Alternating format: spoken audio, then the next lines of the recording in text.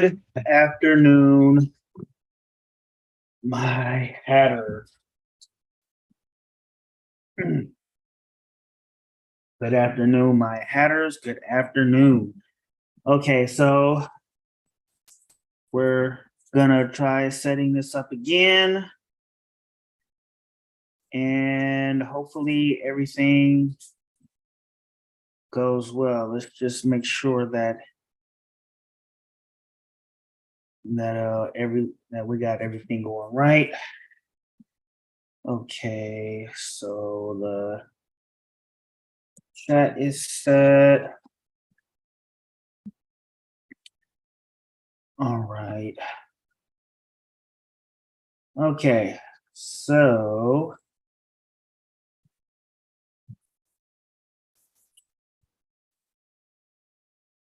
what? So setting up takes a while, so bear with me here. Well,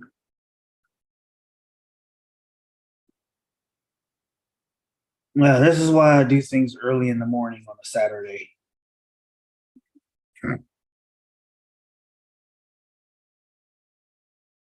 All right, so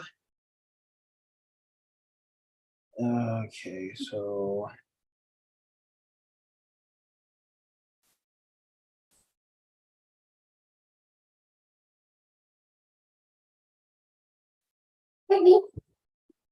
yeah, I mean, yeah, this stuff like this, trying to set up from what I did earlier, it does get kind of it does kind of become bothersome, but I am willing to work around issues and stuff like that, so I don't let it bother me. And plus, it's a Saturday; it's not like I have to go to work or something. Like if I had to go to, and I think that's why I do these live streams on the weekend because it's actually worthwhile. Um, and of course, like I said last week, like I said yesterday, I'm gonna be in Richmond, so definitely keep an eye out for that. So yeah, I'll be in Richmond. I'll be in Richmond this weekend to do an interview there. It'll be my first out of the house one. It'll be the first one I do that's out of the house. So that's something to look forward to.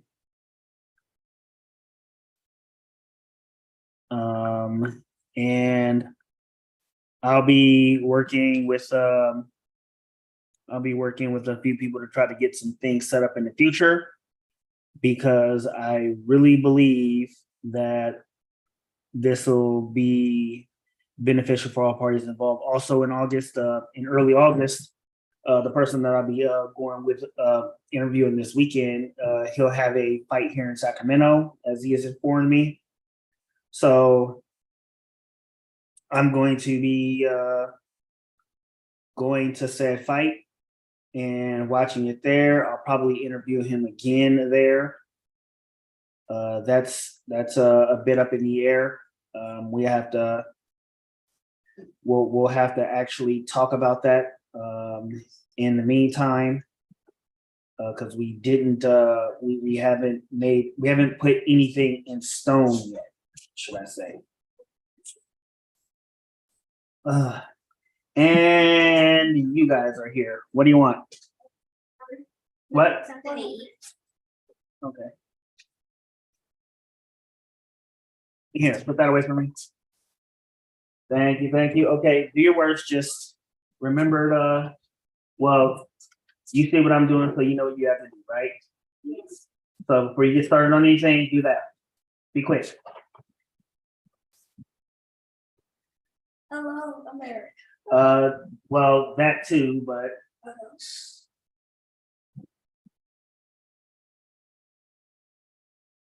Oh yeah. And why you got sweetie, what you gotta fix that due to? Oh yeah, you know what? Hey, everybody stand by real quick. I'll be right back. Because I forgot I was doing this.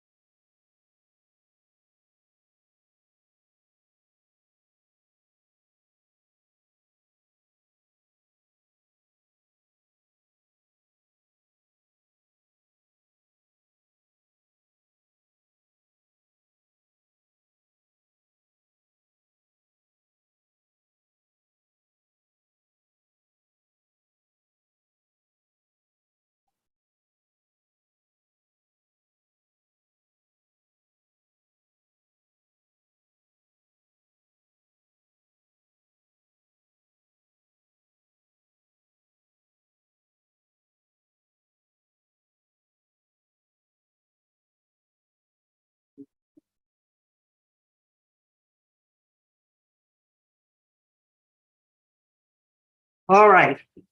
All right. Sorry about that. Okay, so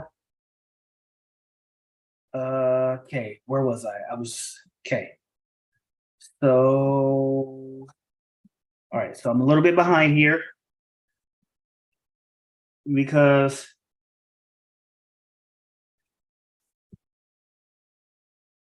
yeah, yeah, I'm a little bit behind here because this is actually supposed to take place this morning. So believe it or not, hold on, I gotta continue. I gotta do everything. Okay, so okay, which one of these is Facebook? Oh, here we go. All right, so everybody, hopefully this is where the madness begins because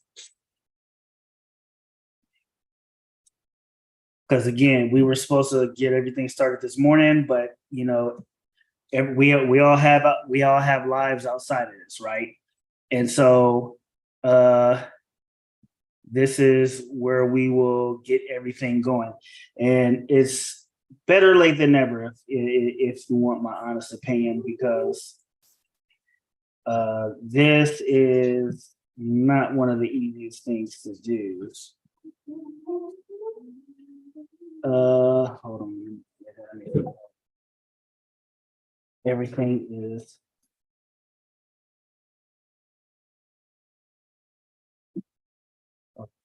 yeah. So trying to get everything going again.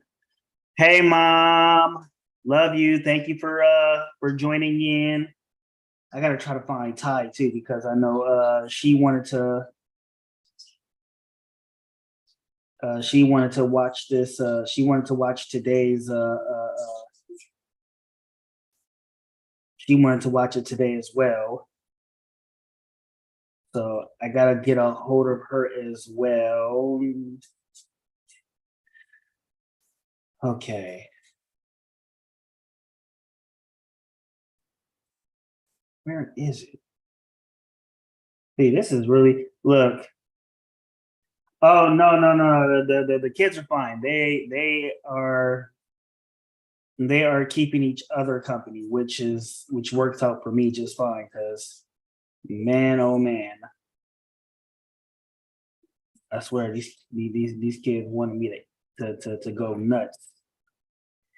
They were trying to bring the madness to me, but I wouldn't let them.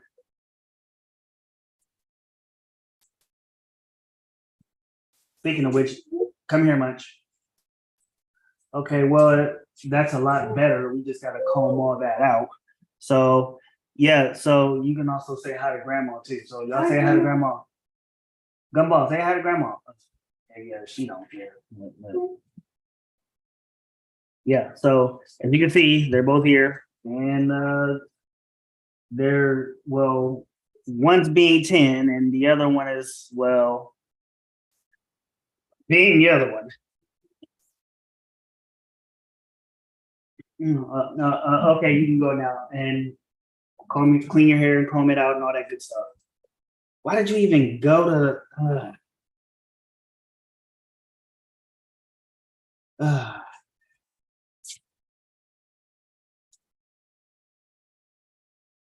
yeah, so we are,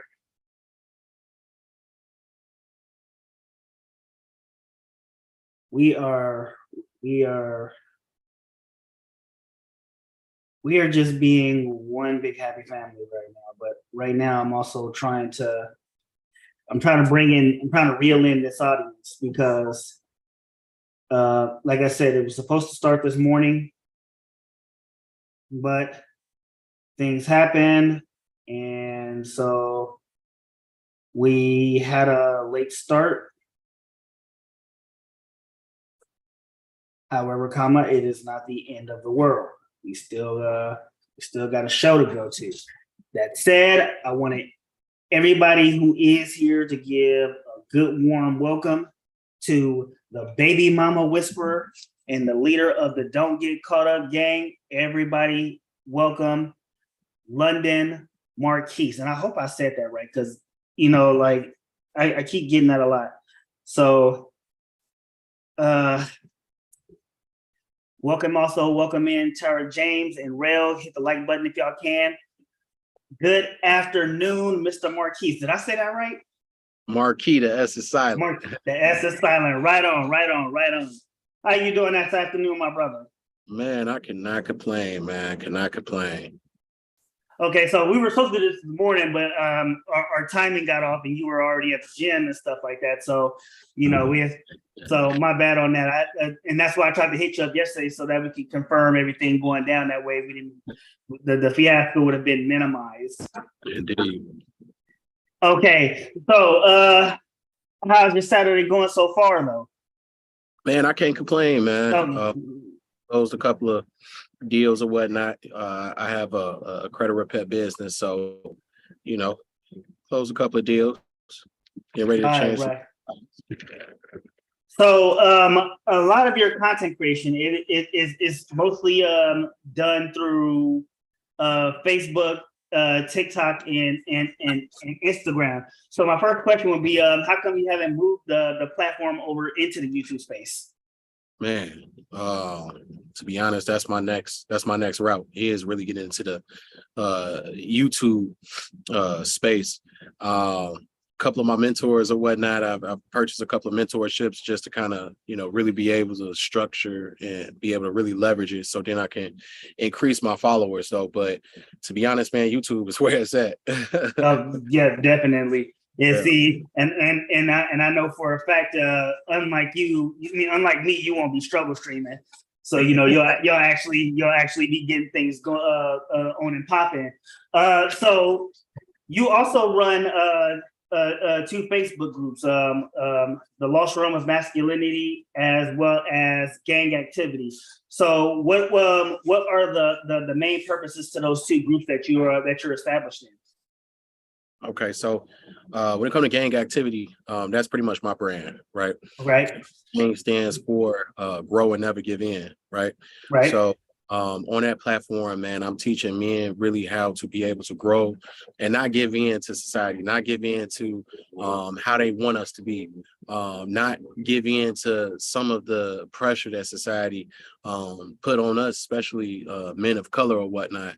But it goes anywhere from dating to finances, from like credit, business credit, learning high-paying skills from sales, marketing, copywriting, and just really, collabing with other content creators also too. Shout out to Jalen.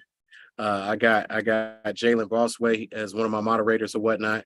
But Right. collab with other content creators and really just growing our brand and hopefully to do some partnerships. Maybe they might get into G.A.N.G. Also got a couple of artists also too. That's a under G.A.N.G activity also. So you'll be seeing that on YouTube and Apple Music as well. Awesome, awesome. So when when you're doing your work on Facebook, you talk about a number of things that that would be important to raising young men or men in general to higher standings. Are some of the things that you post about? What are some of the things that you post about, and how are you involved in them directly? Okay, so dating, just Right, being in their 20s to 30s or whatnot, in the dating field, making sure that we can really structure our lives, make sure that we're putting our purpose over pleasure. A lot of us have amazing ideas, we have amazing skills, but we don't apply them. And a lot of reasons why we don't apply them is just because we don't know how to apply them. My page, especially for people that may not have money or anything like that, I try to call myself a mentor, giving people giving information and content for people to really start to learn, right? Kind of right, learn the why behind things. Me myself being young, I started off with a lot of money, right? But you see, the thing is, money is a result. It's all about your system, right? It's all about your foundation that you have with yourself. What are your actions? What are your behaviors? And to be honest, it was simped out. A lot of the shit that I talk about is off of experience of maybe dating single mothers and not having a proper structure, right? right, Putting women over your purpose, right? Not being able to lead a woman. So now what you're doing is you're submitting, and most of the time you're submitting with your resources, right? right. And getting out of relationships and always feeling drained, right? How the fuck I get into a relationship? I'm broken up and damn, I didn't put on 30 pounds. My credit score didn't 150 fucking pounds. You give it what I'm saying? I'm living paycheck to paycheck and I'm making $90,000. Like, where the fuck is the money going? Like, how am I investing into myself and in those relationships? Is this a relationship that I'm with a woman that's helping me build, or am I helping this woman build her own separate agenda? And most of the time, it's the second option. Okay, so like a lot of us content creators, you have your own catchphrase, which is "Don't get caught up." So where did that come from?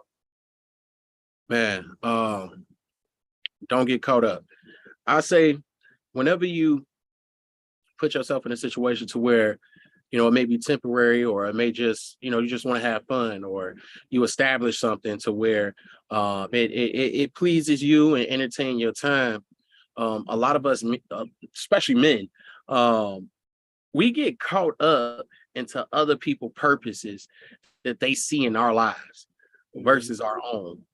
And that's where the don't get caught up come from, because you could be on your purpose, and when you chase your purpose, females is going to chase you, opportunities are going to chase you.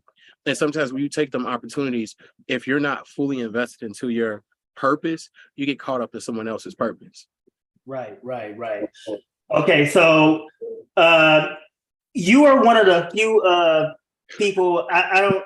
Let me backtrack a little bit here, because I don't want to jump the gun here. So um, a lot of us have started as I would go as far as saying consumers of manosphere content. Do you consider yourself a member of the manosphere? Man, we share, I say, similar viewpoints though, man, but I'm just a realist. Okay. I stick to pretty much reality. There's a lot of things that I take from the manosphere space, but there's some things in the manosphere space that I feel like have flaws. A lot of it I do think is we get some people that's in the manosphere space that kind of lack confidence or kind of lack in certain realms of their life, and they try to tend to kind of hide under stronger manosphere content creators. And I feel like all of us need to be held accountable. I feel like there's always good and evil.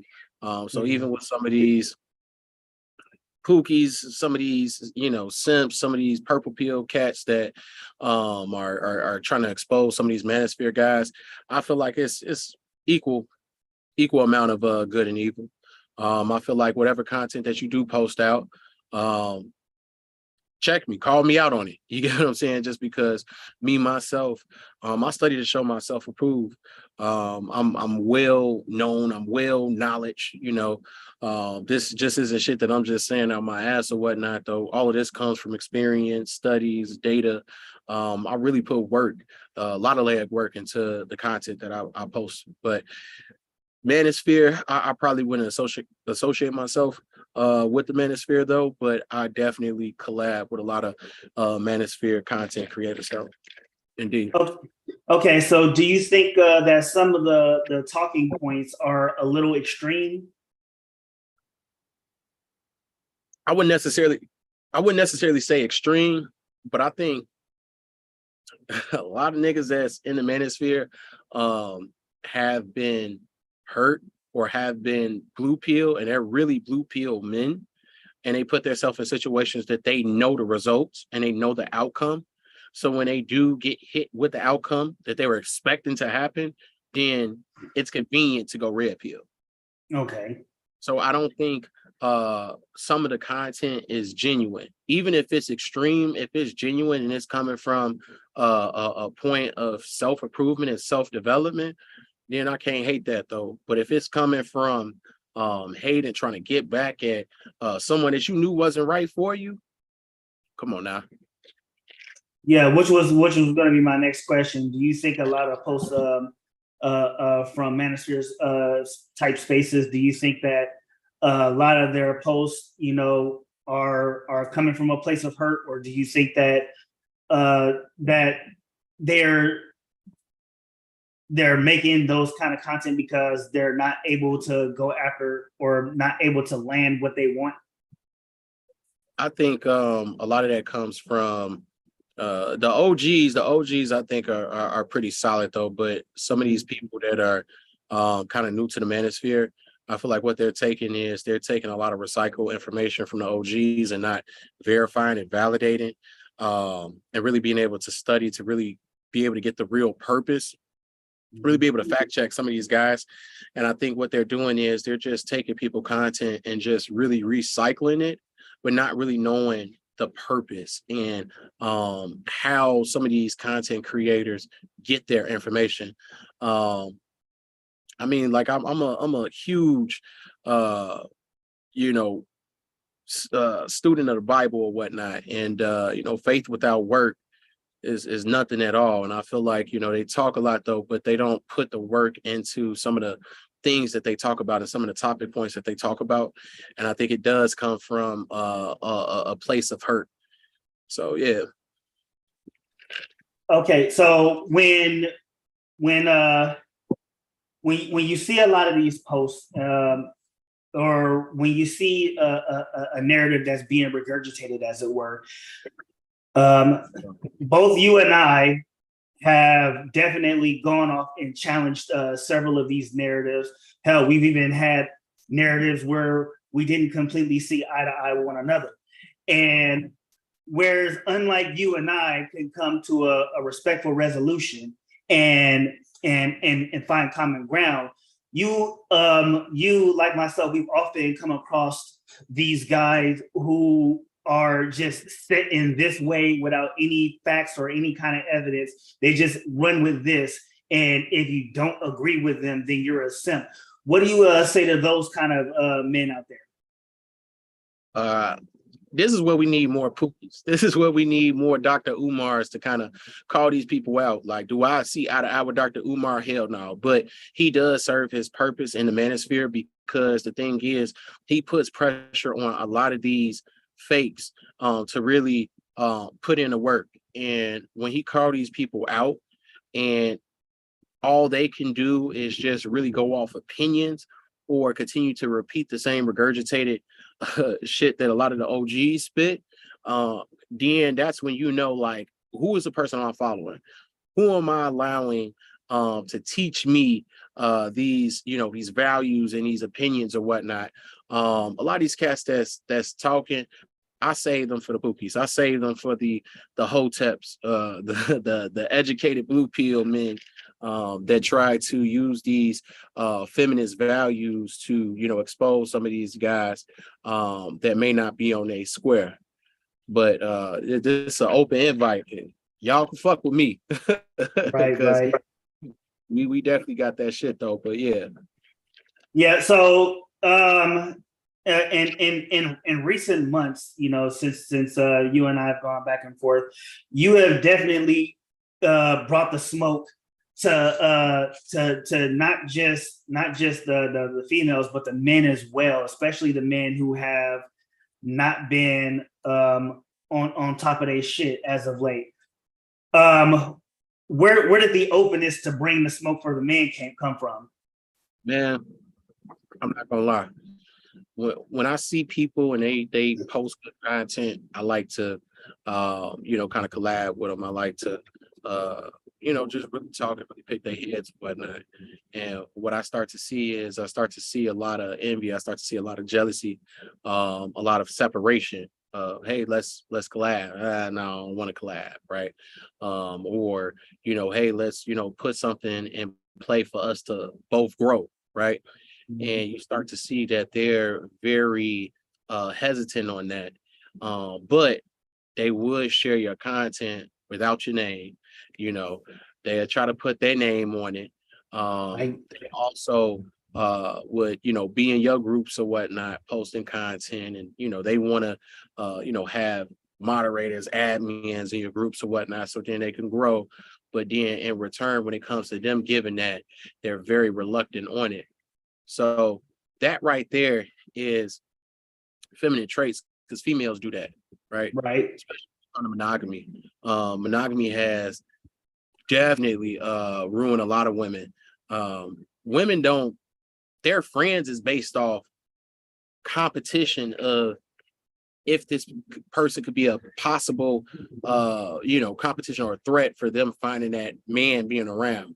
Females now going to the fucking spots where they the coldest one out of the group in terms of trying to find the right man. And it just give me little mama vibes, you know. He So said once little mama vibes. it give me little mama vibes. So once I start peeping little mama vibes, I gotta study you. I gotta see, like, who am I talking to? And after I do my study, after I do my investigation, you really figure out that they just a blue pill man that's using red pill content and just really trying to just go with the flow with certain shit. So once I start having conversations and talks and I start seeing the engagement and how our conversation talks when it comes to, like, you know, us collabing, hey, this is how I'm gonna have you grow, and this is how I want to kind of grow on your platform. And I start to kind of see like the pushback or whatnot. I'm like, okay, cool. I'm dealing with a little mama. So let's see what's going on. But to be honest, I feel like it's really the old generation versus the new generation. So for like a lot of these older cats, it's like in their 40s and their 50s or whatnot, you know, they just want to kind of have their own thing, kind of want to shun the young ones out, where both of us could actually be great together because we can learn from the older generation, and then we could teach the older generation what's going on right now, because a lot of these cats still want to date women our age anyway. But you get what I'm saying? It's just that competition, and females do that shit. So that's pretty much where I kind of, you know, see. So now I'm like, all right, I see what it is. So you know what? Let me start holding you niggas accountable. Right. So Monica Brown says this conversation is very interesting and real. Speak, young man, speak. Shout out to you. So yeah, Moms is amazing. But so when you have you had any attempts at collabing that have gone sour? Absolutely.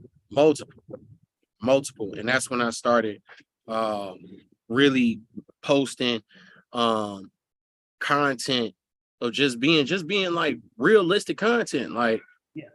both sides, balance, if the man in the wrong, he in the wrong. If the female in the wrong, female in the wrong, just period. So I started posting just balanced content, and I'm starting to get a lot of waves on it. You get what I'm saying? Especially Right, yeah, definitely. on IG. And I feel like, we all need to, be fair, right? Mm-hmm. There's certain situations that a lot of the red pill cats talk about where it's just like you should even have put yourself in this situation. Yeah, definitely. I made a post about the whole Keke Palmer situation, saying that, we putting so much flack on Keke Palmer, but she was this person years ago. Yeah, and I interacted on that one too, and I can tell you right now, we was both getting flack on that one. Absolutely. Hey, but you brought the smoke though, and that and I was and it made me think. I really had to be the guy that be like, hey, you know what? If I can collab with this guy, we might be able to go places, because I thought it was really important, because like I said, you and we have had disagreements, and we found some common ground in that disagreement, and I thought that was really cool. So I was thinking, like, this is one of those dudes who comes with realisticness. So when you have when you've had these breakdowns and attempts at collaboration, what would have been your next step afterwards? More so as in, hey man, I like your content though.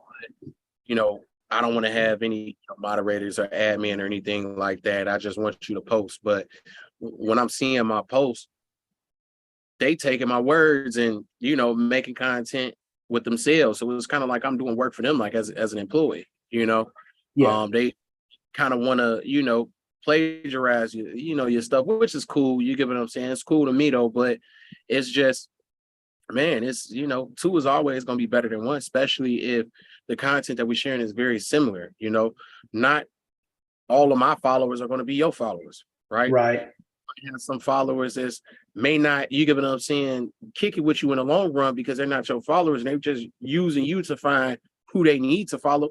Vice versa with me. I might have people that may not be with me for the long run, right? And they may be your followers. So us collabing, now we could put people in a situation to where the people that are yours are the people that are really yours.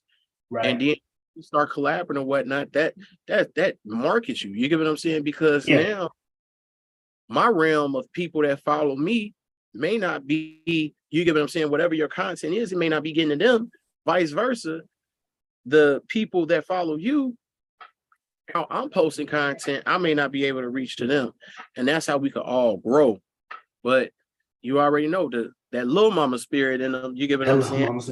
Yeah, because I actually and I know you've seen it because I dropped your name in it, but I actually used some of your content in videos across all of my platforms, and and I made sure that your name was on the post. I shout out your name. I even tagged you in one of the in one of them to make sure that, hey, that even if whether this goes viral or not, when I shared it, I put some respect on it, right? Absolutely.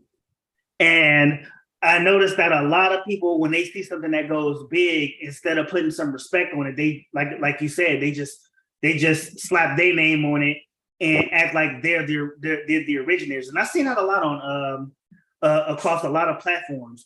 How do you go about trying to keep that under your brand, despite it going in that direction? To be honest, I just let them do it. Whoever like it, I send them an invite to my page. Okay. Because you see, the thing is, I know it's only one me. Like it's only one you. Even if I was to take someone else's content, it doesn't deliver the way that I deliver it. You get what I'm saying? Right. So the thing is this. All right, cool. Post it. whoever like it, then I'm just going to invite them to my page. I'm gonna make sure Okay. that I could just, reach out to them or whatnot, so then they can get more of my content in its genuine form. Yeah. Okay. That makes more sense. I think that's and I think that just makes more sense to the hey, stop it. Much. Sorry. Oh, good. Yeah, because and believe it or not, I get this every in every last interview that I've done. This happens. Can you keep an eye on her, please? Pretty please with sprinkles. Thank you, baby. And if she gets hungry, give her some more than please. You know where they are. Oh my goodness. Whew. This whole dad thing is fun, but it's amazing. So back to the function at hand. Okay, so you called yourself the baby mama whisperer. Okay. How did you come across that name? Man, I was raised by a single mother, man. I'm the only child, on my mom's. Hey, what's going on, ladies? Yeah, I'm the only child when it comes to on my mom's side or whatnot. So I've really experienced hands-on of being raised by a single mother, being loved by a single mother, loving a single mother, right? There's a lot of handicaps that were kind of instilled into me. And they really didn't display until I was out the house in my early 20s or whatnot. And I understand the spirit because, mind you, we got single mothers that don't even have any children. It's the spirit that's in them. You could talk to a woman without kids and know that she'll be a single mother based off of her actions, her behaviors, her belief systems, right? Her values or whatnot. And I can speak towards it, right? So a lot of women, they rock with me just because you see the thing is the shit that I spit has been off of firsthand experience of me witnessing and seeing the cause and effects of that mentality that we continue to instill. It's a lot of niggas with, the single mother spirit in them also as well, right? Look, because I can tell you right now, I never wanted to be a single parent. If I'm being honest, I actually, I was actually married to my first child's mother, and that was not something that I wanted. Digital C came on. He said the baby mama whisperer genius. Shout out to you. Shout out to Digital C because he was actually one of the people I interviewed some weeks back, and we definitely had a heck of a conversation there. And so yeah, another shout out to Digital C because he, like I said before, he actually designed my logos. Oh, that's what's up. So when they talk about investment in these spaces, I definitely invested in it, and and I definitely didn't ask the homie to do it for the free because that's bad investment. I want to support his brand the way he supports mine. Indeed. Yeah. So trying to pick around in your background a little bit. Do you ever see yourself being a married man or being a father anytime in your future? In the future, probably not. Can I see myself being married? Yes. If I do find a woman that could be my rib, could be my support system, is in alignment with me. I think we try to push for the good girl, the good woman image, but the thing is, when you peel back the layers into a good woman, her king is society. Her king is being socially validated. And what happened is so many of us men, we'll go for the good woman. But what happens is when a good woman is put in a situation to choose of being socially accepted and being in alignment with her man, most of the time she's going to choose to be socially accepted. And that's why we see divorce rate at where it's at right now, 50% divorce rate. Out of divorces, 80% is filed by women. And we do know when it comes to legal marriage is heavily influenced by women. So these women want the marriages though, but they're also the reason to why these marriages are done. And before I get the feminist police, the moist nigga police. Hey. For them police that's talking about, but men do this, men. The main reason why women file for divorce is lack of commitment, right? That I was going translates to tell you, I was going to say that. Yeah. absolutely. That is a no fault marriage. So a lot of these commitments that they've, you get what I'm saying, made commitments under God, they're being ended for completely no reason at all. Um, Relationships and marriage is a business, right? You have to have a working relationship, right? Right. This is why I always push women to really work on themselves, right? Work on their physical, right? Work on their mental, work on their emotional, right? Every decision is going to come with a consequence. It could be a good consequence, it could be a bad consequence, right? You trying to get that job, you trying to get that degree, understand that's going to come with a consequence. Yeah, you might get the job that you want, right? But are you going to be valuable to a husband, right? And are you going to be valuable to the husband that you need, that you're biologically created, right, to complement, right? And then that's where the issue comes in at, right? Right. If I'm working on you being a wife, what's going to happen when I make you a wife? And there's going to be seasons where you may not even love me, you may not even, see me attractive. Like, how are you going to be able to work to be able to re-spark that connection that we had when we first got together? How's your work life when it comes to you being a wife versus your work habits when it comes to appeasing your boss? Okay. So all valid points, and these are actually things that I've talked about previously. So not too long ago, I made a video talking about divorce, because as a person who has been divorced, I did some research, and I don't know if you listened to the lead attorney or not, but I've done some, I've done some research, not just through the lead attorney, but through my own through my own designs, or through my own downtime. And one of the things that I had looked at when it came to lack of commitment was its definition. And so I looked into its definition, and then I not only looked into the definitions, but I also looked at into all the other reasons of divorces. Now, more often than not, when people file under no fault, they never talk about, because my divorce was no fault, even though there was a different an actual different reason that I don't discuss on YouTube. And of course, I was the one that filed.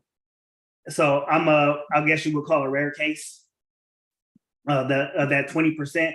So I always ask people, do you really think that it's always no reason? Because I was one of those people who was in line, who was like, yeah, they will always leave when you're bored and all this other stuff. But I mean, after doing the research and even analyzing my own marriage, do you honestly think that it's always ending for no reason? I don't think it's a valid reason to divorce. So that's why I would say it's no reason. A lot of times it comes from toxic traits that they've had before they're married, and it transitioned during a marriage, especially in a marriage where the husband may require her to perform more of her duties than she was kind of getting by with during the dating phase and during the honeymoon phase. Mm-hmm. So would you say that issue would also reside in men as well? Yeah, I would. I think just looking at the divorce rates and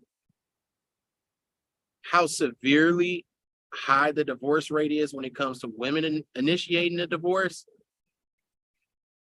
there's always going to be outliers. There's always going to be a reason why, a man will probably be at fault. I mean, of course, abuse, like domestic violence and stuff like that, that'll be a reason for a woman to, leave a divorce, just because, I mean, now her home isn't safe. Now she's a prisoner at home. Mm-hmm. Certain situations with infidelity, though, but with infidelity, you got to be really sensitive on, just because you got to peel back the layers. A lot of time men are saying, hey, this is what I need, and are not getting it. But you see, the thing is, as men, we still stay committed. So we always hold our wives at that number one spot. No woman is going to come before our wives, but men would go get them a supplemental woman.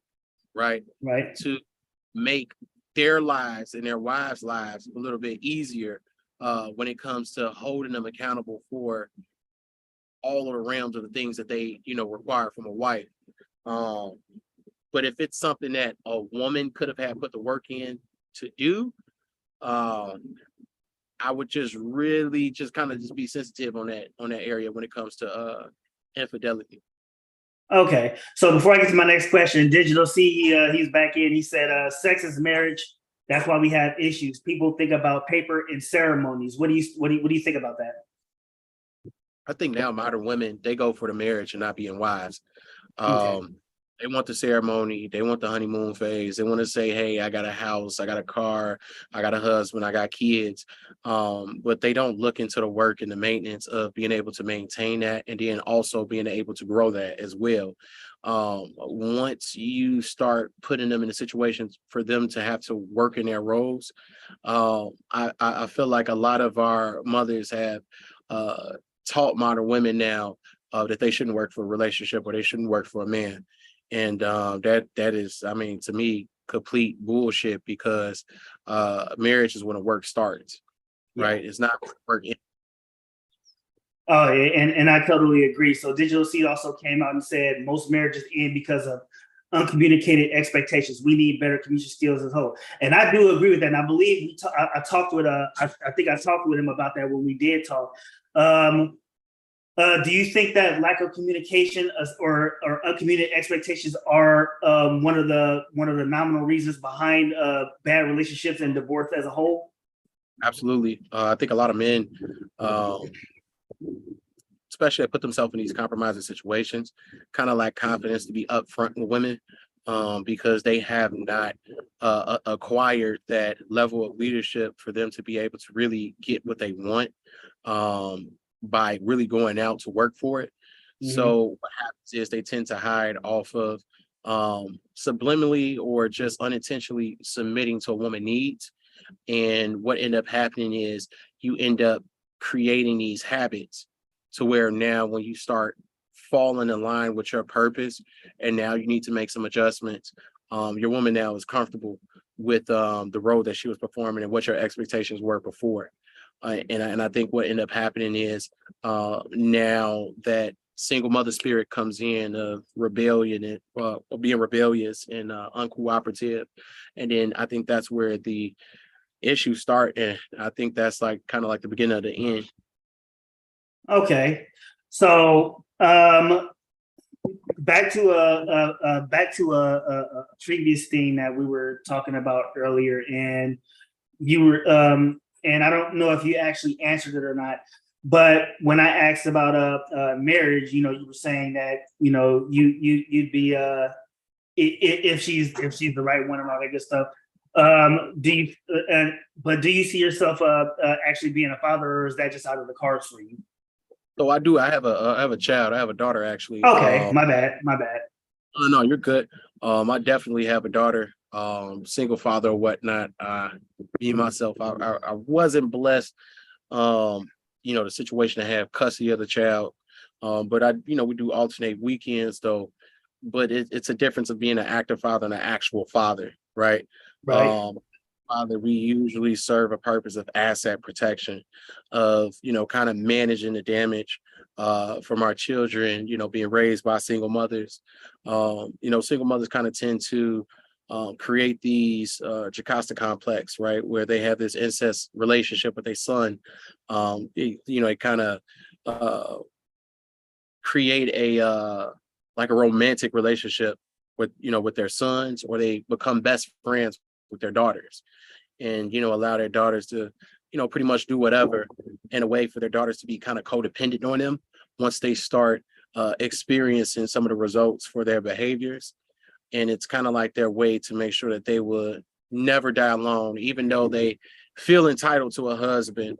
Deep down inside, they kind of know that their faith is coming, their destiny is coming, to a close of being single. So they try to, kind of keep their children as much as possible in their lives. And especially with these girls or whatnot being raised by single mothers, I feel like there's a a secret competition with the mothers and the daughters, and their mothers don't really fully equip their daughters on how to really be wives and feminine and wifely, and it end up damaging, especially a lot of modern women. But can I see myself having more children? If it makes sense, yes. If it's a good business decision, then yes. If the benefits the child that's being born over the parents, then yes. I feel like a lot of us have children for our own selfish needs, but we don't never really think about the benefit of the child. But if it does make business decision, yes. So you actually see yourself having more children in the future as long as it's with the right person. I think my tops is one more, man. I ain't gonna lie. Hey, them girls take a lot out of me when it comes to just that the emotion aspect of things. You can't, be as stern and aggressive as you can with a boy. It's a different type of, structure having a daughter. And it takes a lot out of you, especially if you're not the custodial parent. So yeah. Right. And look, man, I got two daughters. Both of them live with me, and trust me when I tell you, this is it's daily for me, and it's not easy.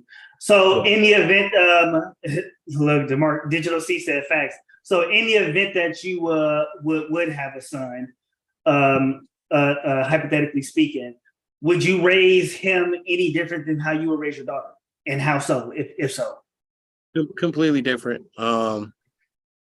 With a son, you could be a little bit more hard on, because they're going to need that, right? They're going to need to understand hard discipline when they make mistakes, because while you're raising them, this is a safe space to mess up, to really be able to experience the outcomes of certain fuck ups, versus them being adults. Certain fuck ups could be their freedom, it could be their life, right? Yeah, definitely. For sure. Permanently hinder your future. With girls, you always want to keep your daughters in your covering, and you don't want to be too hard because you don't want them to pull away. And the main thing about a daughter is just that leadership, right? Having a long time with your child, you guys don't even have to be doing anything, but just her knowing that you're there, right? And daddy, cool. That already, that's everything for a daughter. And really just being able to speak logically, but also to speak in a way that she could be able to articulate it and feel open and feel safe and comfortable to go to you. Because when she's older, I mean, to be honest, I say with these single mothers, man, sons, these boys, they get to 8, they need to go with their dads. Girls, I say about a year experience of them being able to manage their menstrual, then they need to go with their fathers. They need to be seeing their father run the household, so then they can really understand what structure is, and really be able to kind of get the proper prototype on what to look for in a husband. All right. So Black Angel TV, God, my moderator baby. She said, do you have any advice for single moms raising a son without the presence of a man? Without the presence of a man? Yes. Okay. I would tell them to find a mentor. And what I mean by find a mentor, you're not dating a mentor. This man is just a mentor to your son, because what happens is when women date their sons' mentors, it causes a lot of confusion, right? And you don't know what type of traits that you're building in your son just for him not having a father figure alone, and he's fully dependent on you. And now he sees this fast switch of how the dynamics is, because now you're dating someone that he's looking up to, right? Getting him involved in sports, I mean, especially when it comes to like martial arts, wrestling, boxing, karate, whatever, but putting him into a martial art which is going to teach him discipline, which is going to teach him structure. Maybe going to a barbershop and having him maybe sweep hair from a barbershop, but getting him around as many male coaches as possible. I get it. Father may not be in a life, but another thing too is and this may not be in a perfect case scenario. Not everybody may have this situation, but try to mend a relationship with the child's father, right? Not saying to get back with him, but mend it to be able to set a plan on when he's going to get his child. Hey, look, I didn't nurture this boy. I didn't did all I can. Now he needs to grow up under your household and your leadership and really be able to be taught as a man, because this is something that I can't do. And it is totally okay that you cannot teach a boy how to be a man, because that you weren't built to do that, right? Right. The job already done. So now you just run support, and now you put yourself in a situation where you can, possibly go find yourself a husband and, be able to be the supporting parent, since, the work has been done as a nurturer already. Yeah, and it's funny you mention that because, as I previously stated, both my daughters live with me, and that was something that I had agreement with both my kids' moms is that when they get to a certain age, obviously I'm gonna still be their father. I'm still gonna love them, still gonna take care of them, do everything for them that I can and stuff like that. But they got to live with their moms because I can't teach them to be a woman. Absolutely. And I'm aware of that. And it's just what that is. Yeah, would I like for them to be with me until they're grown? Absolutely, but after a certain age, there's nothing more I can teach them. And I'm very aware of the risk that comes with, say like what happens in the family courts and stuff like that. And as a person who has been victimized by the family court, and last week I had a conversation with a father's rights activist. I sent you the link to that when I was doing it. It is the family court system is actually a higher industry than the NFL. Absolutely, yeah. And so, do you believe that there's just that risk, that possibility that no matter how you slice it, you have kids, you're just gonna be in that bad statement forever? It's a possibility, but how you manage your legacy, how you invest into your purpose, a lot of times you're able to detect certain disturbances that would be an issue in the future, especially if you give this woman a title of a wife, mother of your child. A lot of times they show those similar traits in a woman that, will take you to the cleaner, that would, take your child and kind of put your child in a hindering predicament. But it's just really being focused and putting your purpose first. Even when you are married, you're the leader, right? Your purpose should always be first, right? It should be God, your purpose, then your wife. As long as you have those priorities, for the most part, you should be straight. But just because you get the wife or whatnot, you still have to be able to properly manage your wife, because there's so many women that don't share the same values as you, and Right. you don't know what your wife is being exposed to. And this is where the protection aspect comes from. A woman that can't be controlled, that's a dangerous woman, right? Yeah. You can't be controlled, and how can we protect you? Right? If you're going out putting yourself in danger, that's making our jobs hard. We can't really thrive in our purpose because we have to worry about where your whereabouts are. But with schooling and media and society, now we think that, control and submission is a sign of weakness, right? And Right. anyone that wants to hold, dominion over their woman that they've, sacrificed their life and gave their all to, we kind of get bashed. Oh, you're insecure. Oh, you're controlling. Oh, you hate women. All of this sign language, this deflection language, though. But it never fights back the fact that we look at our women as our best interests, right? Our ribs, our quarterbacks when it comes to our homes, how important you are. And if something was to happen to you physically, emotionally, mentally, that house can be you get what I'm saying, up for grabs, you know. Right.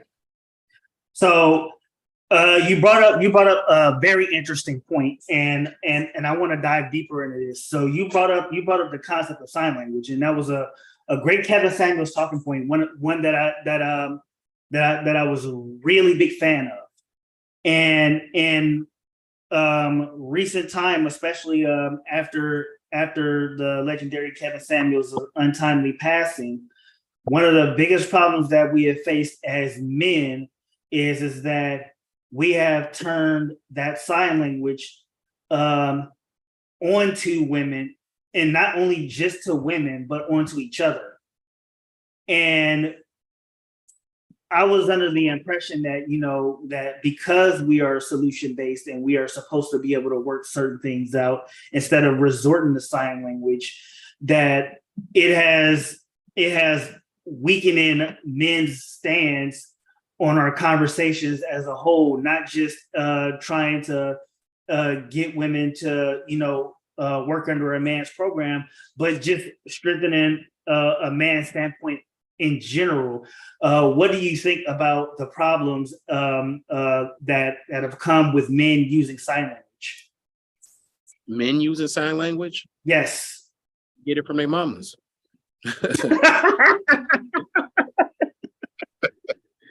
Hey, get it from their mom. Yeah. Oh, man. Yeah, that's that little mama central. You see, the thing that's is that little mama central you was just talking about. Yeah, you definitely gotta. Hey, you definitely have. When you get back on Facebook, I'm gonna need you to bring little mama syndrome. You need to make that a thing. You need to turn that into a hashtag. You need to. Hey, Digital C. I know you still ain't here. You need to make a. You need to make a something, a meme out of that or something. But y'all gotta promote that heavily because that was good. That is good. I love it. That's good. I love it. So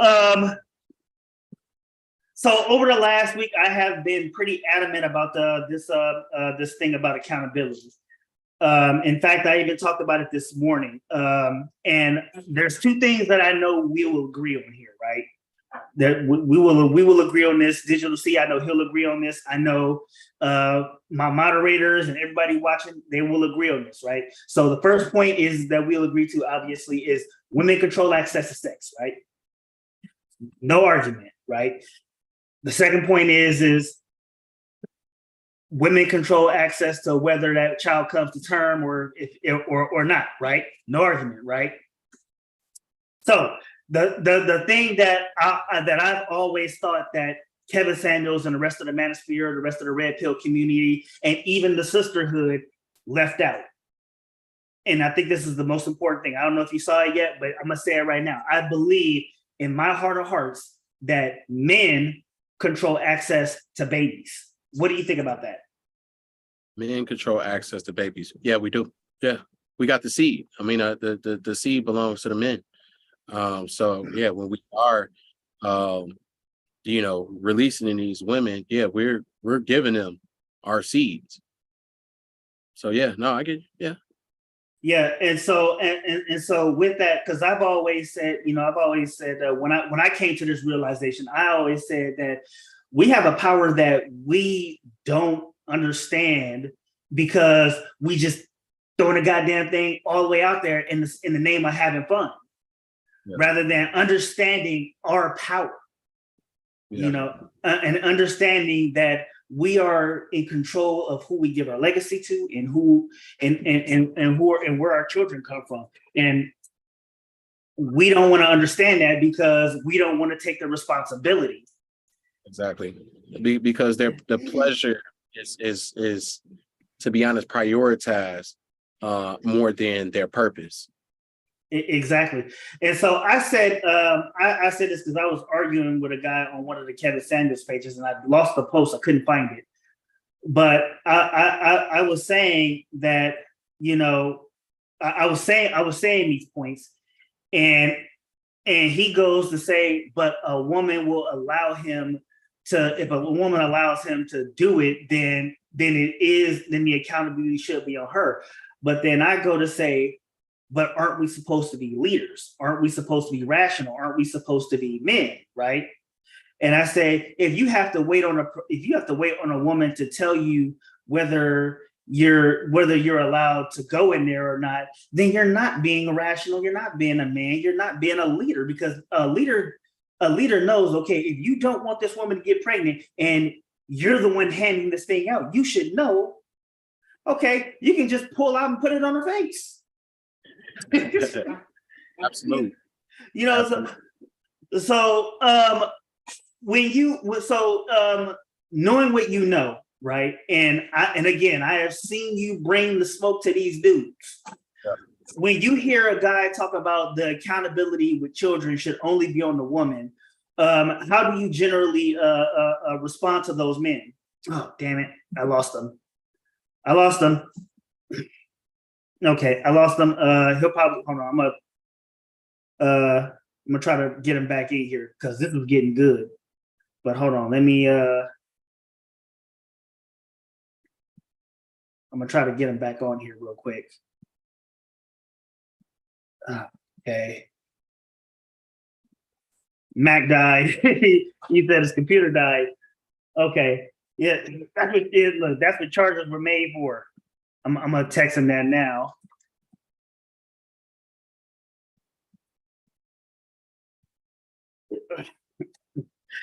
Yeah, but no, that was actually getting good. So we're gonna I'm gonna do a quick interlude while I wait for him to get back in. So everybody, don't go nowhere. We're just gonna do a quick interlude. Okay.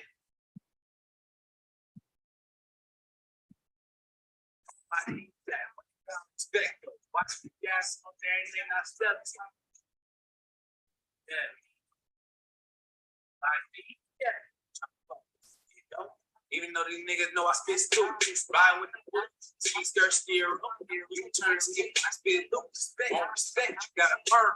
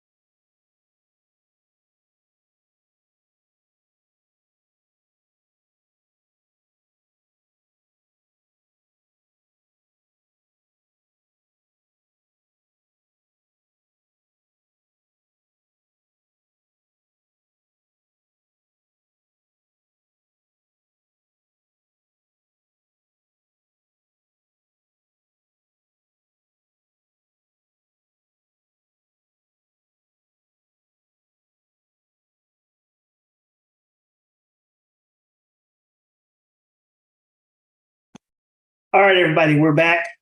So his laptop had died, but we just got everything reconnected. So we're just gonna wait for him to come back in. Thank you, everybody, for your patience. Damn, I had lost my train of thought too after that had went out like that.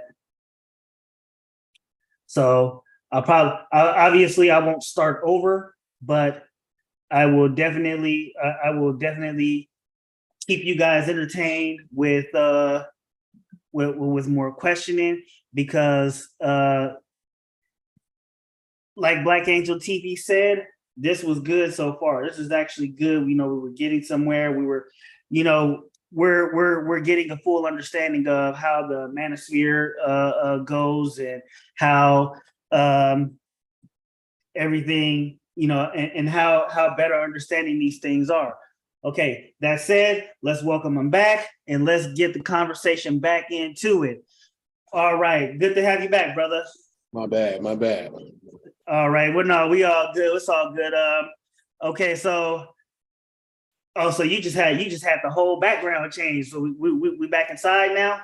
We back inside, man. The Mac died on me. Hey, look, man, look. That's why I do all my evil indoors because that everything stay plugged up. For sure. Okay, so hold on, give me. I gotta go back over my question because I didn't totally lost track after everything went after everything had died. So hold on, let me see here because I can easily just find it just by using another. I'm trying to get. Okay, hold on. And you're the one handing this thing out. You should know. Okay. So can you hear that? Indeed. Oh no, okay. I know what we left off at. Okay, all right. If you know, then hit us with something. So this is my thing when it comes down to that, man. So many men could deny women of marriage, but they don't keep that same energy when it comes to denying them the rights of actually giving birth to their children. Right? All the chicks we smash, we could easily deny them of being our wives. Right? Yeah, niggas ain't marry a motherfucking chick worth shit. Right. But our area of opportunity, and we seen the struggle of them having our children, right? And to me, that's just something that we really have to start prioritizing. And like I said, like usually men that do that they may have something going for the purpose though, but whenever they stimulate it, they say, fuck that purpose. I want that nut. So you'll say that that certain men will lose their rationale for the sense of pleasure. Oh, absolutely. Absolutely. But wouldn't that make them irrational? Indeed. By virtue? Indeed. And irresponsible. Yeah. And undisciplined. Yeah. And one of the things that, because I was a huge fan of Kevin Samuels. I was and I was all for when he talked about men practicing dick discipline. Yeah. Right.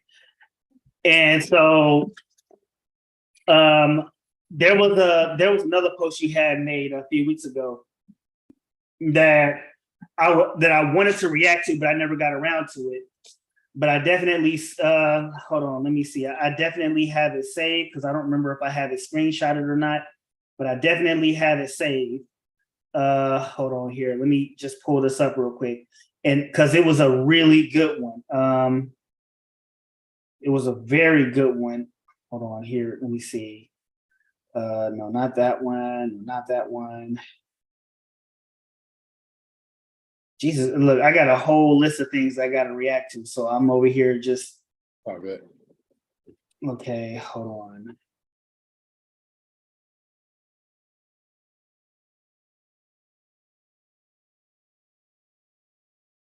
Okay, wait, where is it? Okay, it'll take too long to actually look for it. So I'm just going to paraphrase it. Mm-hmm. I'm going to paraphrase it. So excuse me in advance if I butcher the words. No, you but you had said that you hate a good-looking single mom because and then you said, how you gonna let a nigga imprint me before I do? Let you imprint you before I do, right?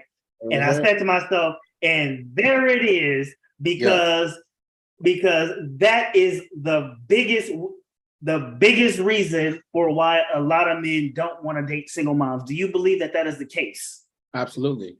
Yeah, you dating any woman that had another man's child, she will permanently be spiritually imprinted by that man, right?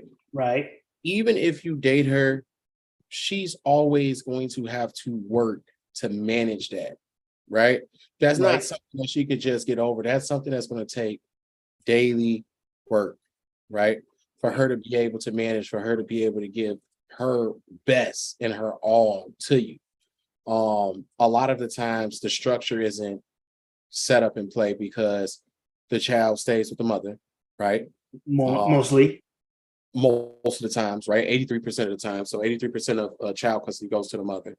So most of the time the household is not structured well. So now the mother is the head of the household. The mother is the main disciplinary figure.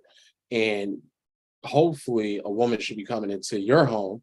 You shouldn't be going into a home of, of hers. And of course, there's going to be a drastic change because now this strange man, because you're always going to be that strange man whenever it's convenient.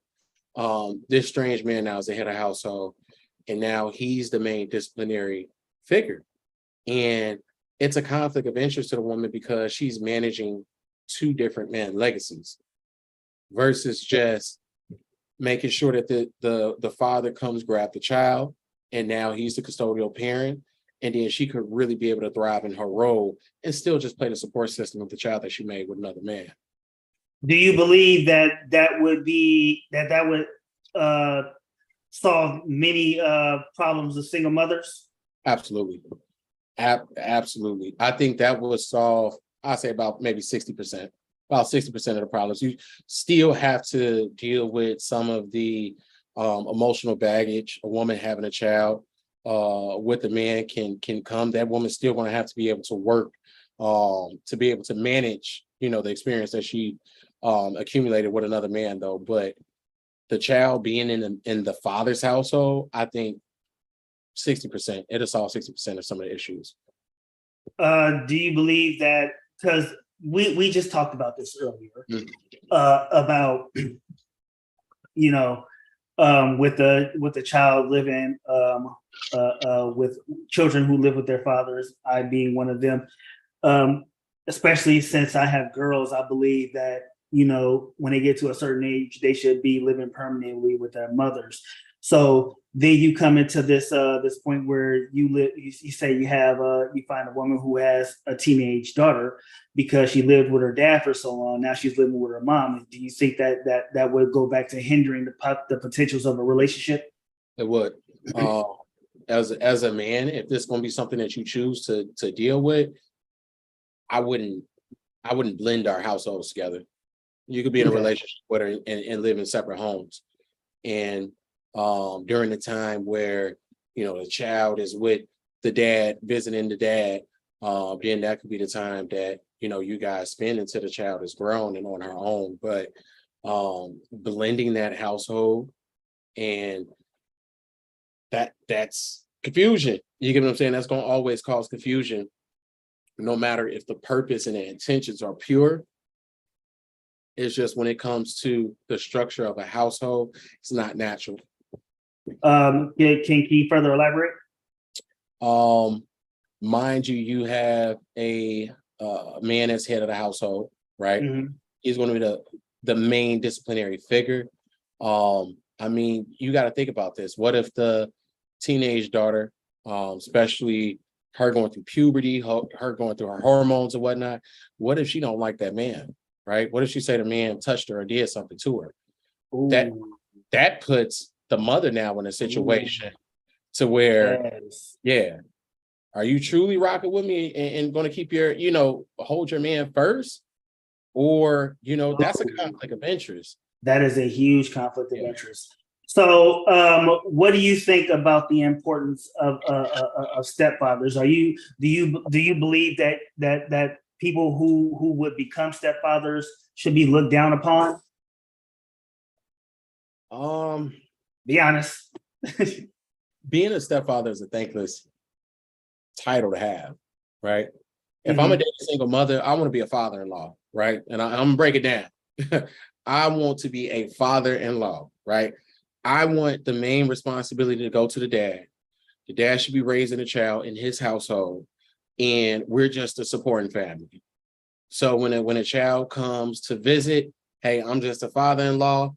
I'm just supporting already what your father does while you're visiting your mother, right? Stepfather has full responsibility of the child. He has limited control. And if the father is active, he's always going to have another man influence in his home, especially if you have children by the single mother. And now your younger children become fine to their older siblings, as they should.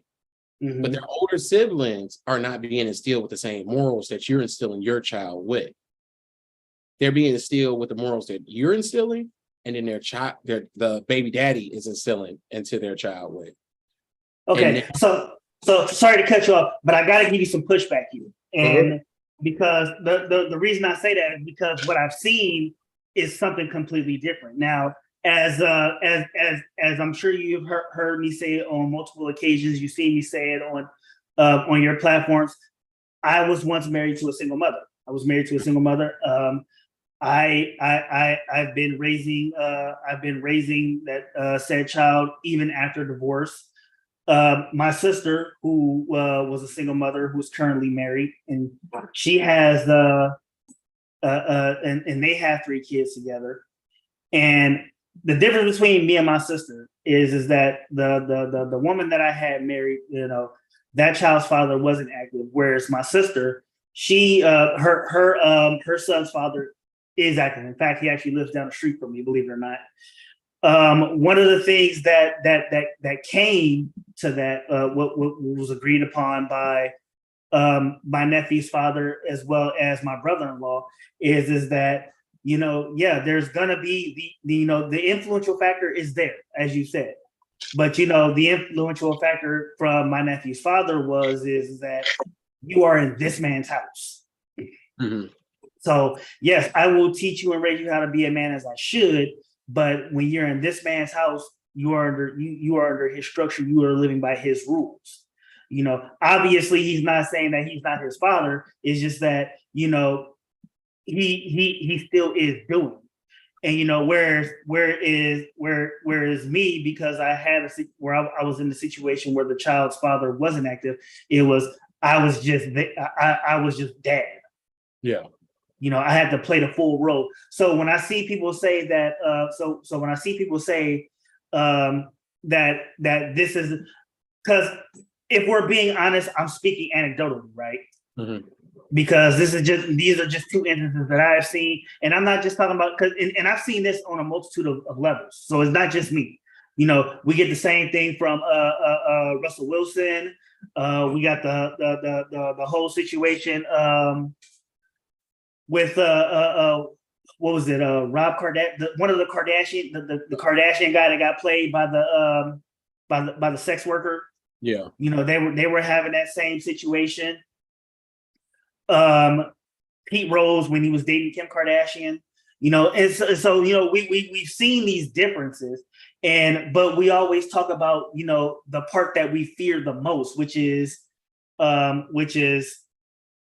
all the responsibility, but excuse me, all the financial parts of it, but limited responsibility. Which I just don't believe based on what I've seen and what I've experienced, because I'm not gonna just sit here and say that was the only single mother I've dated. I've dated several single mothers, and they didn't. And every time I've dated a single mother, I didn't have a limited authority. So I don't know where this limited authority idea came from. Can you tell me where the idea of limited authority came from? Absolutely. If in most case scenarios, when these single mothers are raising, especially these boys, Mhm. I mean, they're raising them wrong, right? Yeah. They raise them in a aspect as this is her man, this is her boyfriend. So now when a man comes into the situation, he has this complex to where he wants to compete with the man that he sees dating his mother, because this is all he know is his mother. A lot of them are very disrespectful. And it's not their personality, but this is how they were raised. They were raised to have dominion over their mother. So any man that steps to their mother, they're going to do what they know, right? Um, so now when you have that situation of having to discipline, these mothers don't want you to discipline their sons. Hey, you're not, his father, this, that, and the other. Not going to deal with it. You get what I'm saying? Especially Right. if I'm in a situation to where I can deal with a woman that doesn't have any children, don't have to worry about ever having to run into those type of situations at all either. Then also when it comes to certain things, because me, I have a child. So how I raise my child is how I'm going to raise my child. If I bring someone into my household and she raised her child differently, and I need all the children in my household to be under alignment of, my purpose and how I raise my child, then there's a conflict of interest. That conflict of interest shows through the children, and the children will start to choose sides as well. And what'll happen is, let's say okay, cool, I'm gonna respect your opinion. I'm gonna parent your child the way you parent, and I'm gonna parent my child the way I parent.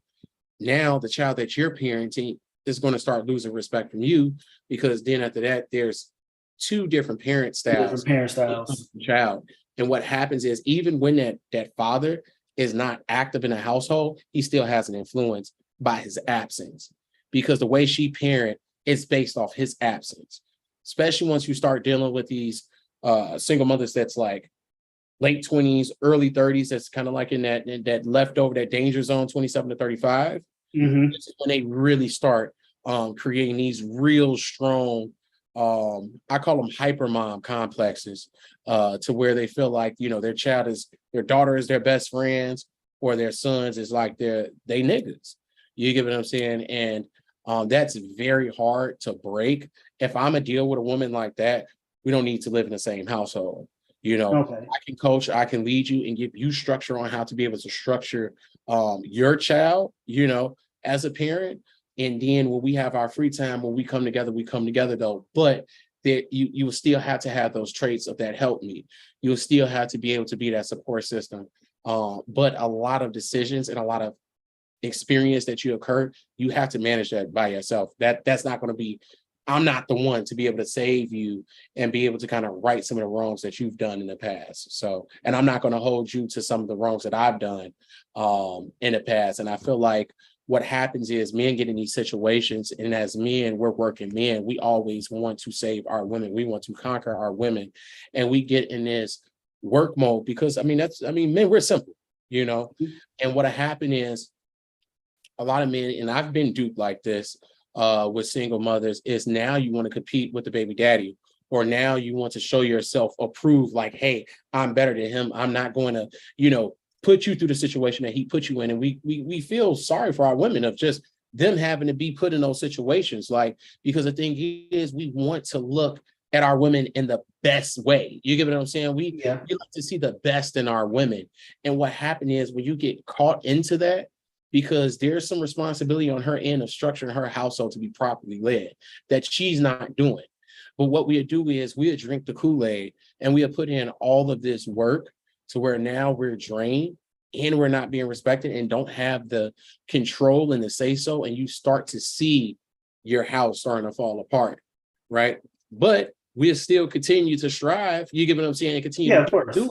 But it end up ending in divorce. When we look at success rate to marrying single mothers, it's extremely low, 27%. It's around 27 to 38%, and a lot of this comes from the structure. A lot of these single mothers' households are not structured to be a helpmeet, because they're still trying to be a helpmeet to another man's legacy, if he's active or if he's not active, What do you think would be the difference between them being active and not active, as far as them you know, when the mother gets married. So when the man is not active, it does give a woman a lot of freedom to really be able to kind of heal and kind of overcome, some wounds that her, having a child with a man that left her, can kind of put her in.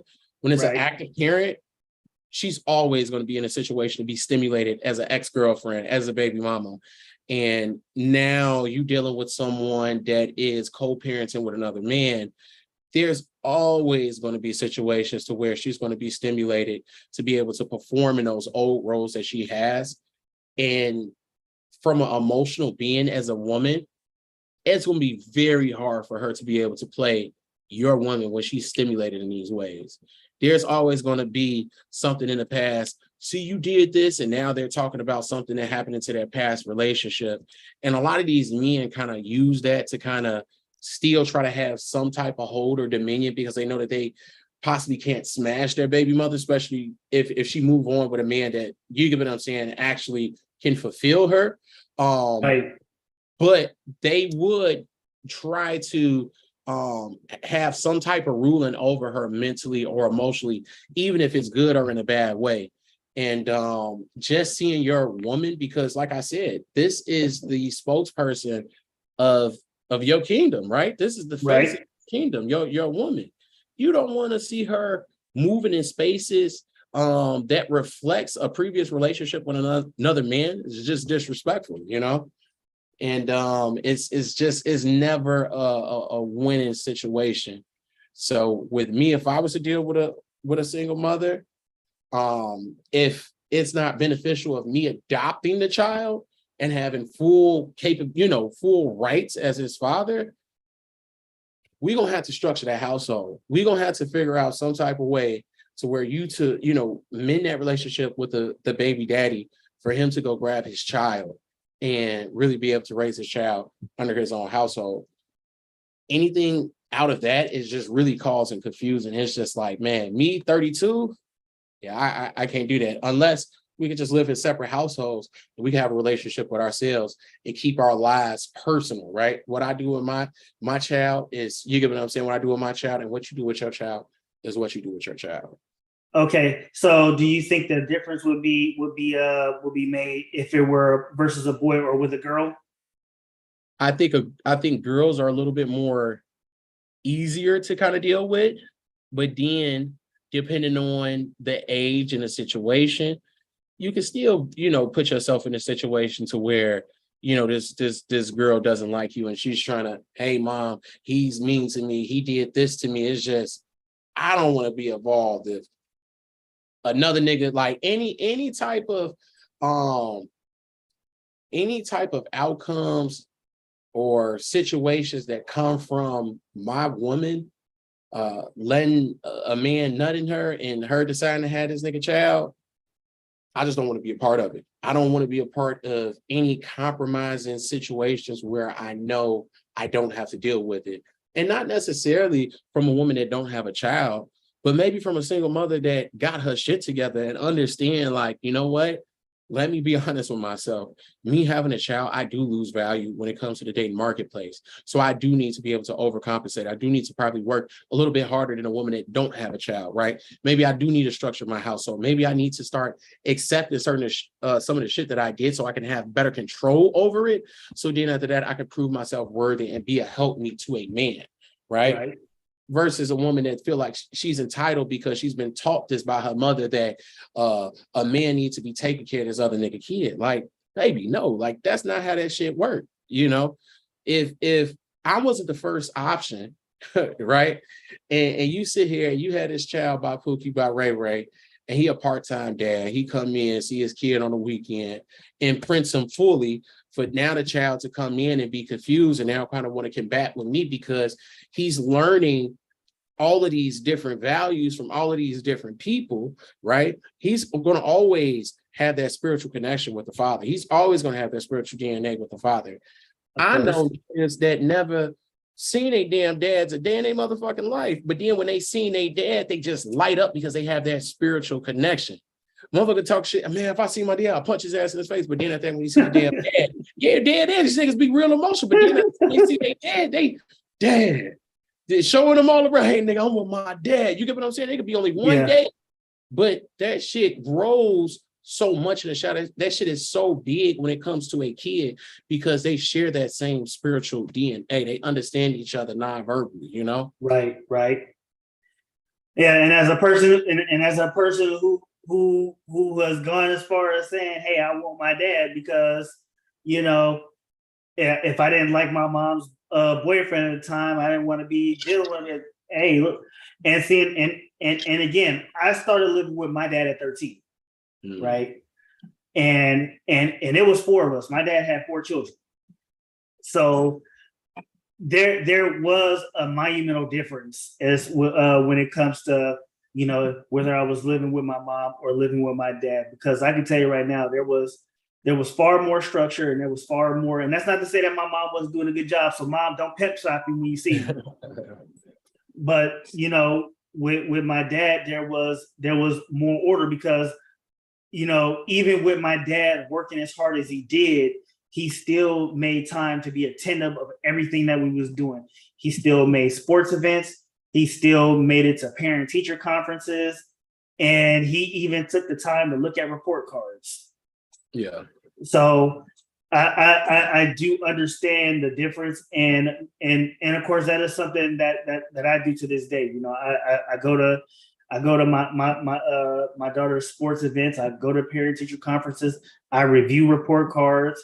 And I deal with each situation accordingly. So you brought up something that I always had pushback on about, and you talked about being a step parent being a thankless job.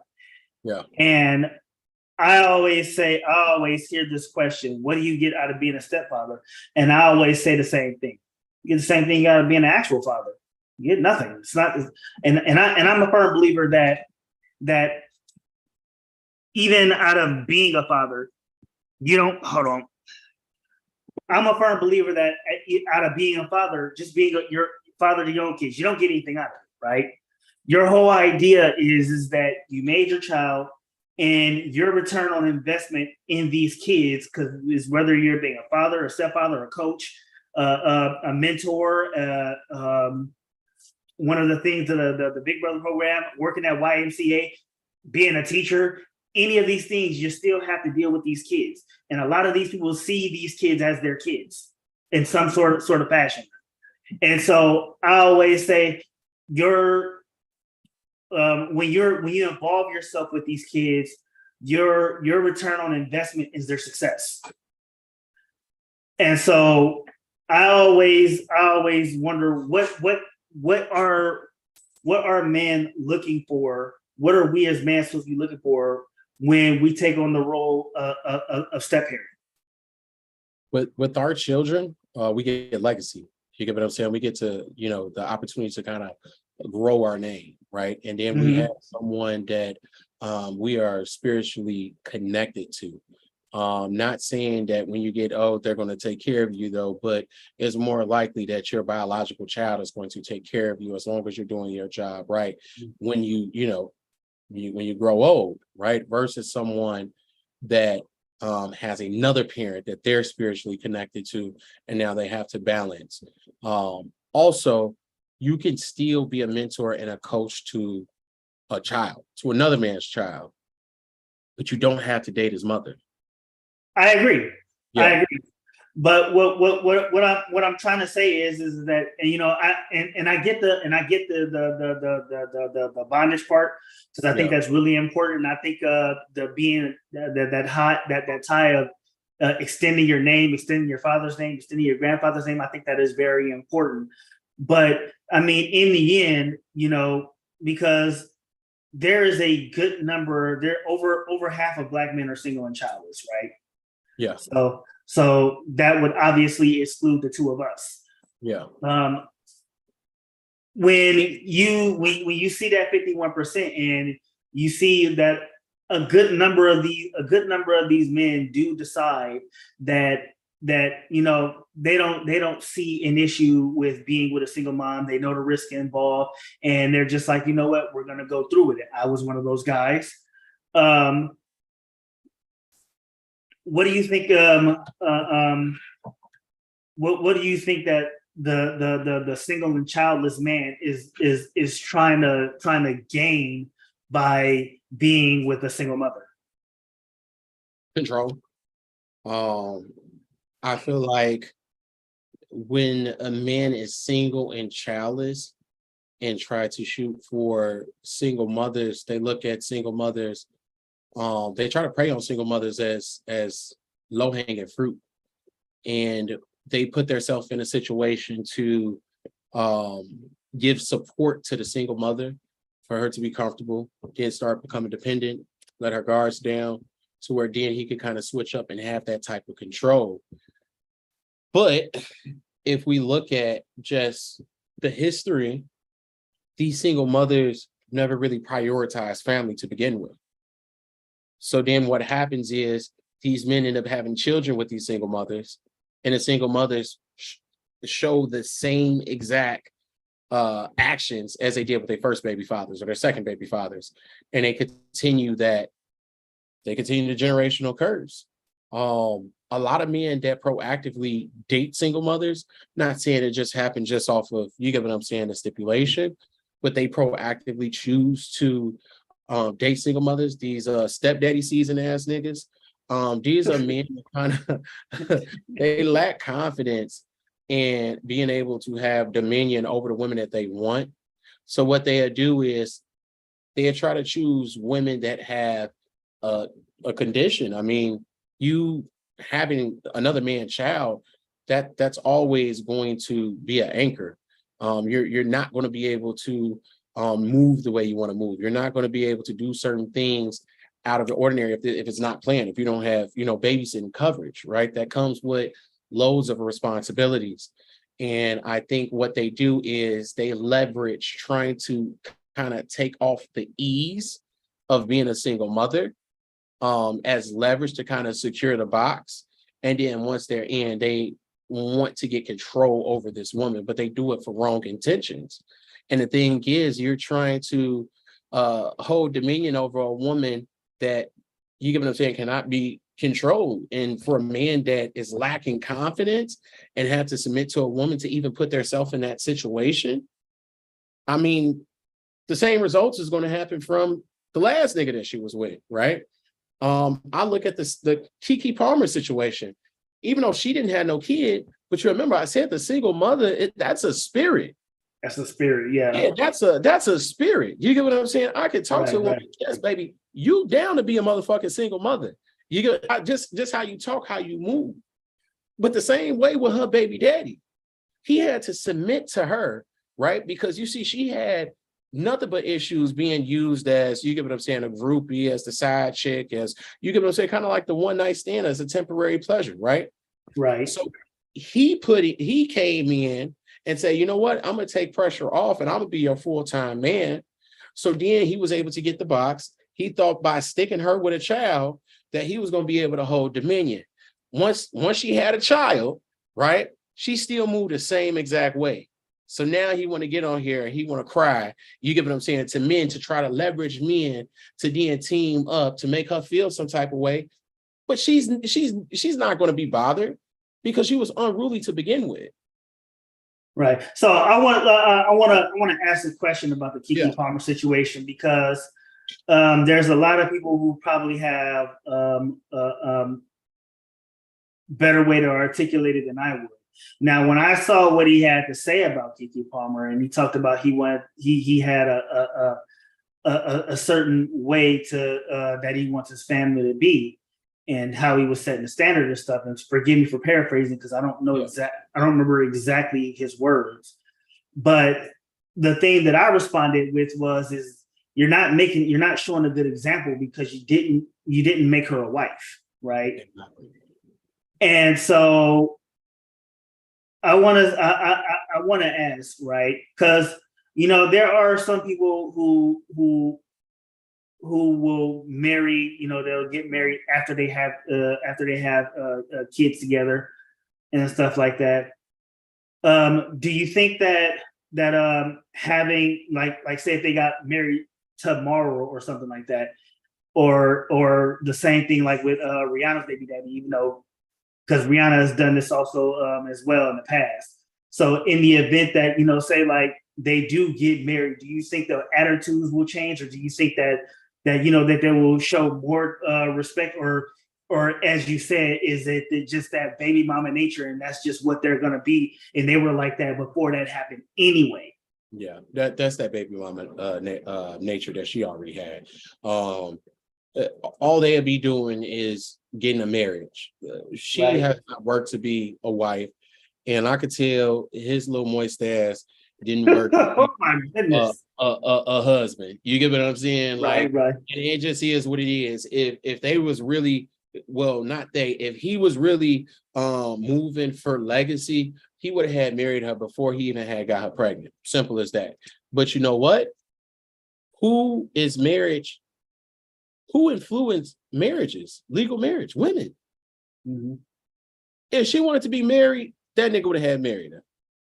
He wouldn't have had a choice, especially if he wanted to get some. Exactly, especially if he wanted to get some. You get what I'm saying? So at the end of the day, she knew what she was doing. She never wanted to be married by this man to begin with, though. But her biological clock was approaching. So she wanted to pop that kid off, and she wanted to use homie for his genetics. She wanted a good hair baby. You get what I'm saying? Right. That she could pop out and say that she had, she got a kid, and now this is my belonging. Because to be honest, in multiple ways, he's fucked. He don't make more money than her. That's gonna be very hard for him to try to, you get what I'm saying, overpower her through court to get full custody of that kid, right? We already know that the custody is gonna go to Kiki. Kiki really don't need him for no type of money at all either. So if he's put on child support, then that shit is just petty as hell. Like, that's like damn near fucking just spit in the face, right? And then mind you, after she had the child, she didn't show you get what I'm saying, really who she was from the beginning. She didn't give no fuck about her having a kid with this man. She came straight cheeked up, had nothing but cheeks. Hey, look, I seen that dress, and let me tell you, look, man, I would look. She messing with me, she would have been cheating that night. Absolutely. I know. I know a whole bunch of niggas had a whole bunch of pressure going on in their mushroom tip. Just looking at them cheeks. Bruh, look, I would have folded. No cap, I would have folded. I would have folded. Indeed. You get what I'm saying? And then No cap. dancing on Usher, like, come on, man. Like, you get what I'm saying? Like, this ain't something that she just upped and just did because she had a kid. This been her, and we've seen this on multiple occasions. We've seen her like this with Trey Songz, and then she on the radio trying to play victim with Trey Songz, that Trey Songz did this, that, and whatever to her or whatnot. So we seen this, but a lot of men, they try to play that nice guy, and I tell women, like, y'all about to watch these simps, right? Because these simps have control. But the thing is, they can't get control through them. They get control through y'all ignorance. They get control through y'all egos, right? You see, the thing is, they enable a lot of y'all bad behavior that you think is okay because they allow you guys to be able to do that. But whole time, they're controlling you off your ignorance. And what happens is, once they get tired of it, they're going to go to the next victim. So y'all got to watch these simps. Y'all got to watch them. So wait, you're saying that simps are encouraging this bad behavior just so they can leave them in the wind? Just so they could get the box. Okay. But these simps are still men. So they still got our same tolerance. So they gonna get to a point where they can't tolerate this monster that they create. And they gonna get the fuck out. Or what they gonna do is they're gonna look at another victim that they could be able to use their ignorance against, like they did their last victim. Okay. So last question before I hit you up, because I think this is also an important one too. So we know about the baby mamas who already have the baby mama spirit in them and all this other good stuff. But what about what about the women who were raised to become wives and they unfortunately ended up becoming single mothers through unfortunate circumstances? Okay. Now, what are these unfortunate circumstances? It could be a plethora of things, like say for instance, she ended up leaving because he was cheating, he was abusive, or he told her the idea that he wanted a kid, and when the kid came, he dipped out, but she was still, being what potentially would be a good woman for say like somebody like you and I, and she was always that kind of woman, and she'll be that kind of woman to the next man that comes into her life. But unfortunately, she just got duped and ended up having a kid. What do you think about those type of women? I've seen situations similar to this. You could look at Sierra's situation like this. Right. With the women, you have to peel back the layers of their household.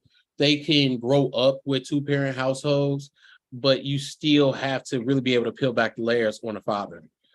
Sometimes the father may not have had dominion over his daughter and may not have poured into the daughter to where all she's seen was that, hey, my parents were together for such and such, so I'm going to force this agenda on the first person that I have a crush on or I have some type of feelings for.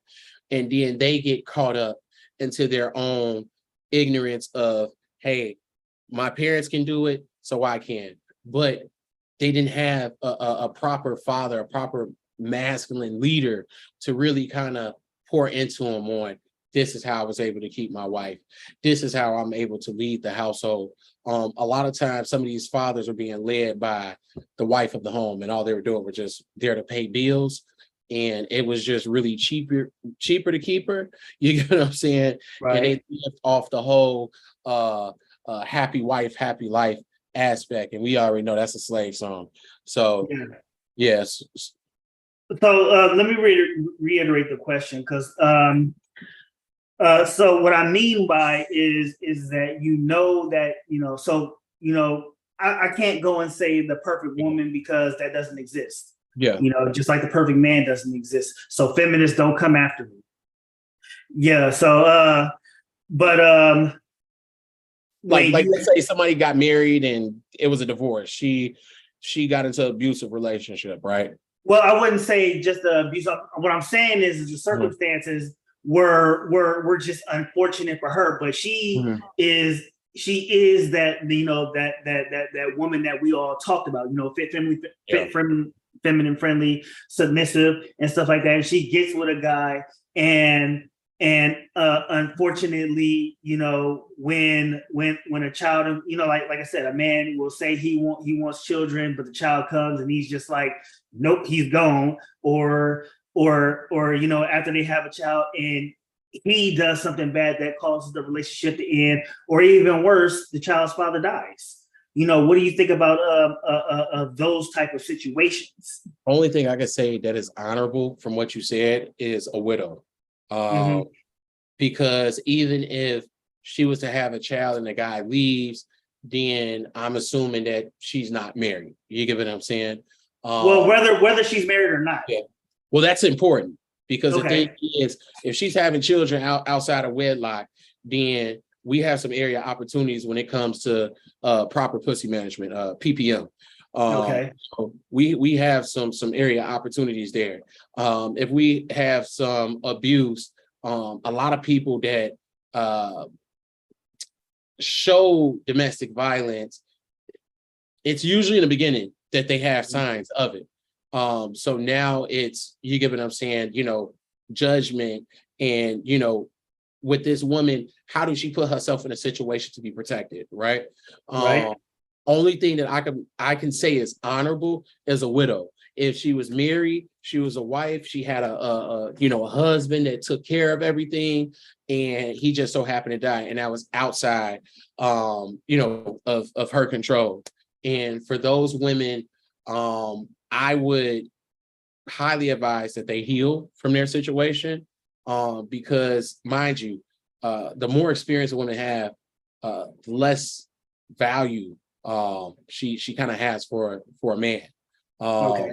So being married to a man, then experience heartbreak of her loved one dying, and it wasn't, planned on, that can cause a lot of emotional baggage that she can then get into a relationship and bleed on another man. But I would highly advise for her to go get therapy, for her to really be able to heal, really be able to accept, and it's okay to grieve, right? So it's not like, hey, suck that shit up. It's niggas out here. You get what I'm saying? Like, not telling her to do that at all, though, but take all the time that you need to heal and grieve, right? It is okay to, express when you're not feeling right, especially for women. I tell women it's 24/7. That whole unbothered season, you get what I'm saying, that these women are going through, you are only hurting yourself more than the person that you're intending of hurting, trying to be unbothered. But most definitely, grieve all time in the world, heal from it, accept it, and don't put a man in a situation that you're not fully grown out of. That's all I can pretty much say, though. But the ones outside of being a widow, it's some underlying causes when it comes to them. I've dealt with them, and you can sometimes have pick-me's that turn into chameleons, especially around this 27 to 35. They look the part, they're cooked, they clean, they say the right things. But then when you put them in a situation and they're stimulated from their trauma, they'll show you who they are. Do you mean to tell me that those behaviors will end right when they get to that point? Oh, absolutely. You put them in a situation to hold them accountable, you start giving some correction, and you would start to see the pushback. You would definitely start to push back. Okay. So one thing I will say is we're definitely going to have a part 2 to this down in the future, because this was good. We had a lot of engagement here, and I appreciate that. I need you to throw out your shout outs before we head out. All right, man. First, man, shout out to all my gang members that's in gang activity, man. I need y'all to most definitely follow me on Facebook. It is Lundon Marquis, Lundon, not spelled like the city. On Instagram, it is Lundon Marquis 91. And then on TikTok, it is Two-Face 0491. I want to shout out to anybody that's showing me love. Hey, definitely want to shout out to you for having me on here. You get what I'm saying? You one of the few men without the little mama spirit in them. I also want to shout out to the little mamas too. You get what I'm saying? Y'all make me greater. I hope these blue pills continue to call you guys out, and hopefully you guys get out y'all little mama phase, and let's really start fellowshipping and really start collabing and start growing our own platforms. And most importantly, baby, don't get caught up. Right. So that's gonna be it for the day. I want to give a shout out to Digital C. Thanks for showing up, my brother. Give a shout out to Gang Activity, my moderators, Black Angel TV, Rail, and Lele. She wasn't here today, but shout out to her. Shout out to Mama Brown, because I know you always out there showing me support. I love you. Pops, who always shows up late, but always showing that love. Shout out to Gang Activity, the Lost Realm of Masculinity. I'm gonna leave all of those socials in the description when I get finished doing all the editing stuff like that. And of course, a huge shout out to Lundon Marquis. Thanks for coming on. Thank you for your time. And like I always say, everybody, kindness is free, and I'm cheap as fuck. So stay mad, my hatters, and have a great weekend. Okay.